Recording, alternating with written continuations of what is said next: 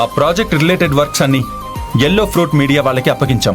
నా వరకు వాళ్ళు కొంచెం క్రియేటివ్ అనే అనిపిస్తున్నారు. ముందొక్కసారి టెస్ట్ చేసి అప్పుడు డెసిషన్ తీసుకుందాం. సరేనా? అప్పుడు డెసిషన్ తీసుకుందాం. Okay, bye. Hi Tarak. Hi. నిన్నిప్పుడు బావా అని పిలవాలా లేదా తారక్ అని పిలవాలా? నీకెలా కంఫర్ట్గా ఉంటే అలా పిలువు. ప్రస్తుతానికి తారక్ అని పేరు పెట్టి పిలుస్తాను. నాకు నిమిషకి పెళ్ళైపోయిన తర్వాత అప్పుడు ఒకేసారి వరుస పెట్టి పిలుస్తాను.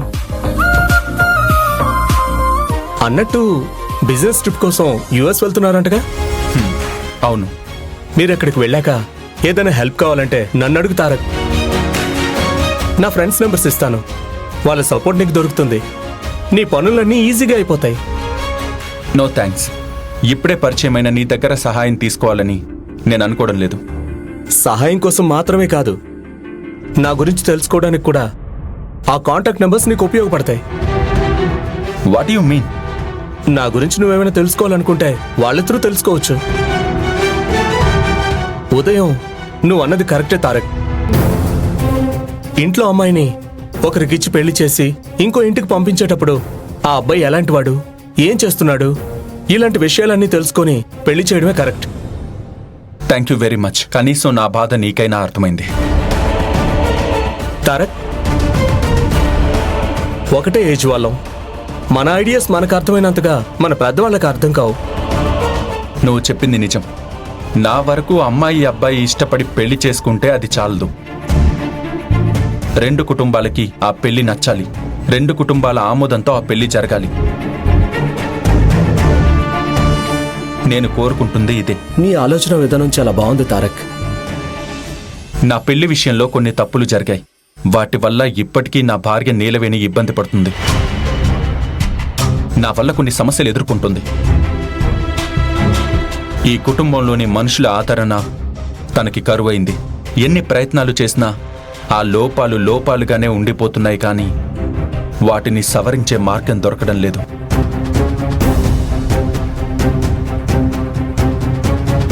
ఇప్పుడు నీలవేణి ఎదుర్కొంటున్న సమస్యలే నా చెల్లి కూడా ఎదుర్కోవాలని నేను అనుకోవడం లేదు. అందుకే తన విషయంలో నేను కొంచెం జాగ్రత్తలు తీసుకుంటున్నాను. నీతో 100% నేను ఏకీభవిస్తున్నాను బావా. ఒక చెల్లి విషయంలో ఒక అన్న ఎంత రెస్పాన్సిబుల్గా ఉండాలో అంతే రెస్పాన్సిబుల్గా నువ్వు ఉంటున్నావు. అంతెందుకు, నా చెల్లి హరిత విషయంలో కూడా ఇలాంటి టాపిక్ వస్తే నేను కూడా నీలాగే బిహేవ్ చేస్తాను. Thank you so much for understanding. It's okay Tarak. నీకెప్పుడైతే నా మీద పూర్తి నమ్మకం వస్తుందో అప్పుడే ఈ పెళ్లి ప్రపోజల్ ముందుకు తీసుకువెళ్దాం. ఇదే విషయం మా నాన్నతో కూడా చెప్తాను. ఓకేనా?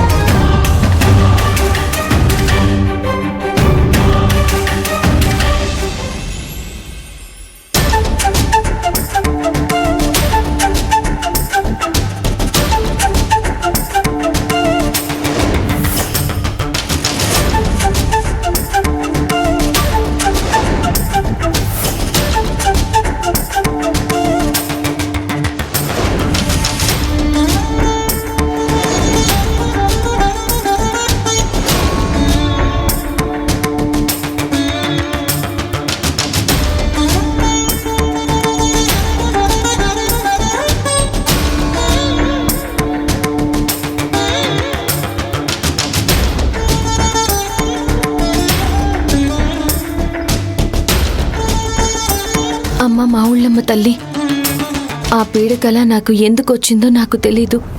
మళ్ళీ ఆ పీడకల నాకెప్పుడు రాకూడదు. అలాగే తారక్ సార్ అమెరికా తీసుకెళ్తాను అని అంటున్నారు.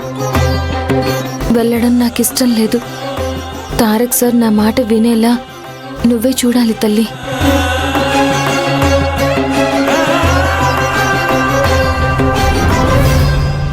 తారక్ సార్, రంజిత్ సార్తో ఇందాకేదో మాట్లాడుతున్నట్టున్నారు. రంజిత్ సార్ మంచోడే కదా, చూస్తేనే తెలిసిపోతుంది కదా తారక్ సార్. అబ్బా, అలాగా? అదేంటి తారక్ సార్ అంత వెటకారంగా అంటున్నారు? చూస్తేనే తెలిసిపోతుంది అంటున్నావు కదా, నీ కళ్ళకి మనుషులు ఎలాంటి వాళ్ళో తెలుసుకునే స్కానింగ్ పవర్ ఉందా అని. నా కళ్ళకి అంత స్కానింగ్ పవర్ ఉండకపోవచ్చు, కానీ మనుషులు మంచోళ్ళో చెడ్డోళ్ళో ఆ మాత్రం అంచనా వేయగలను తారక్ సార్. ఓ అవునా? అయితే ఆ రంజిత్ గురించి నువ్వు ఏం అంచనా వేసావో చెప్పు.